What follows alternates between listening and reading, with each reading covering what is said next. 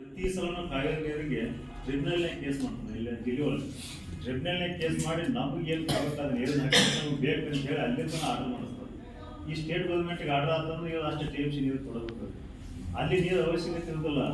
ಅದು ಏನು ವಿಷಯ ಮಾಡ್ತಾರೆ, ನಾವು ಭೂಮಿ ಒಳಗೆ ನೀರು ಬೇಕಿಂತ ಮೇಲೆ ನೀರು ಹಾರಿಸಿ ಗ್ರೌಂಡ್ ವಾಟರ್ ಹೆಲ್ಪ್ ಮಾಡೋದು, ಗ್ರೌಂಡ್ ಲೆವೆಲ್ ಹೆಲ್ಪ್ ಮಾಡೋದು. ಅಲ್ಲಿ ಬುದ್ಧಿವಂತ ಶಕ್ತಿ ತಮಿಳುನಾಡು ಇವತ್ತು ಗ್ರೌಂಡ್ ವಾಟರ್ ಎಲ್ಲಿ ಮಟ್ಟಕ್ಕೆ ಐತೆ ಅಂದ್ರೆ 20-25 ಫೂಟ್ ನಮ್ಮ ಮೊದಲು ಬಾವಿ ನಮ್ಮಲ್ಲಿ ಅಷ್ಟೇ ಐತಿ. 20 ಫೂಟಿಗೆ ನಮ್ಮಲ್ಲಿ 25-30 ಫೂಟ್ 40 ಫೂಟಿಗೆ ಬಾವಿ ತೆಗೆದು ಬಾವಿನ ಬೆಳೀತಿದ್ದಿಲ್ಲ ಎಷ್ಟೋ ದಿವಸ ಬ್ಯಾಸಿಗೆ ಹಂಗೆ ಗ್ರೌಂಡ್ ವಾಟರ್ನ ಹೆಚ್ಚು ಮಾಡಿದ್ದಿಲ್ಲ ತಮಿಳುನಾಡಿಗೆ. ಹಾಗೆ ನಮ್ಮಲ್ಲಿ ಒಂದು ಗ್ರೌಂಡ್ ವಾಟರ್ ಇವತ್ತು ನಮ್ಗೆ ಕೆನಾಲ್ ಐತಿ, ನಮಗೆ ಆಗ್ಬೇಕು ಯೋಜನೆ ಐತಿದ್ವಲ್ಲ, ನಾವು ಆ ಯೋಜನೆ ಮಾಡ್ತಿದ್ದೀವಿ.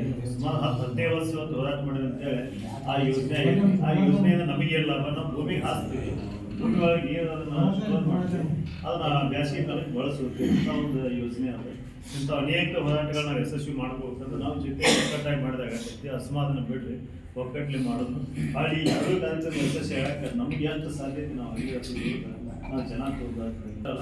ನಮ್ಗೆ ಯಾರು ಆದ್ಮೇಲೆ ಅವತ್ತು ಒಟ್ಟು ಆ ಜಟ್ಟು ನಾವು ತಿಳ್ಕೊಂಡ್ಬರ್ತೀವಿ. ಈಗ ಅವರು ರೈತ ಶಾಲಾ ಹೆಚ್ಚಿಲ್ಲ ತಕ್ಷಣ ರೈತರ ನಮ್ಗೆ ಹೆಚ್ಚು ಕಮ್ಮಿ ಬೆಳೀತಾರೆ, ನಮಗೆ ಹೆಚ್ಚು ಬೆಳಿಬೇಕು.